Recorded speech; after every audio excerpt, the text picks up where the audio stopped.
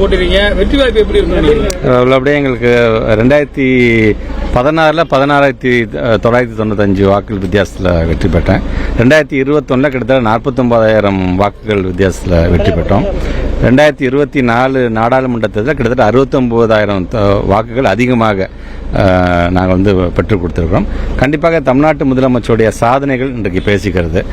குறிப்பாக ஒரு இயக்கத்திற்கு பெண்களுக்கான வாக்குகள் என்பது அதிகமாக இருக்கக்கூடிய இயக்கமாக இன்றைக்கு திராவிட முன்னேற்ற கழகம் அதனுடைய பலம் வாய்ந்த அந்த கூட்டணியும் பெற்றிருக்கிறது என்பது எங்களுக்கு மிகப்பெரிய ஒரு பிளஸ்ஸாக பார்க்கின்றோம்.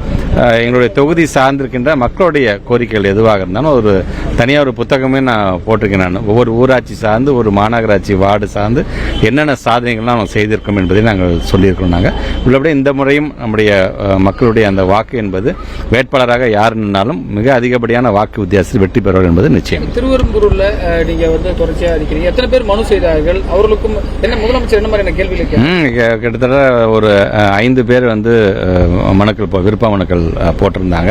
எல்லாத்தையும் எனக்கு கட்சியோட நிலவரம் எப்படி இருக்குது, அங்கே எப்படி வெற்றி வாய்ப்பு இருக்குது என்கின்ற அந்த கேள்விகள் கேட்டிருக்காங்க. அவங்க என்ன சொன்னாங்க, உதயசூரியன் கண்டிப்பாக இந்த முறையும் அதிகப்படியான வாக்கு வித்தியாசத்தில் வெற்றி பெறும் என்று எல்லாரும் ஒட்ட கருத்தாக. நானே ஒரு டெல்டா காரன் சொல்லியிருந்தேன். இன்னைக்கு டெல்டா மாவட்டங்களுக்கான நேர்காணல் நடக்குது.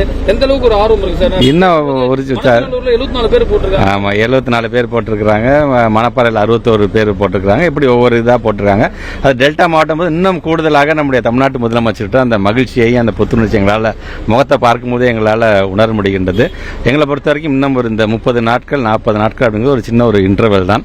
மீண்டும் மே மாதம் எங்களுடைய மாண்புமிகு தமிழ்நாட்டு முதலமைச்சருடைய அந்த குரல் என்பது ஆளுநர் மாளிகையில் முத்துவேல் கருணாநிதி ஸ்டாலின் என்னும் நான் அப்படின்னு வரும். கண்டிப்பாக நல்லா இருக்கு. அப்படியே யங்ஸ்டர்ஸ் கிட்டத்தட்ட இந்த ஒரு வாரத்தில் மட்டும் கிட்டத்தட்ட ஏறத்தால ஒரு 700 பேர் இன்னைக்கு மாற்று கட்சி வெறும் யங்ஸ்டர்ஸாவே எங்களை இயக்கத்தில் சேர்ந்திருக்கிறார்கள். ஸோ அவங்களுக்கு தெரிகிறது எது வெற்றி பெற போகின்ற கூட்டணி என்பது தெரிகிறது. எங்களுடைய கூட்டணி பலமாக இருக்கின்றது.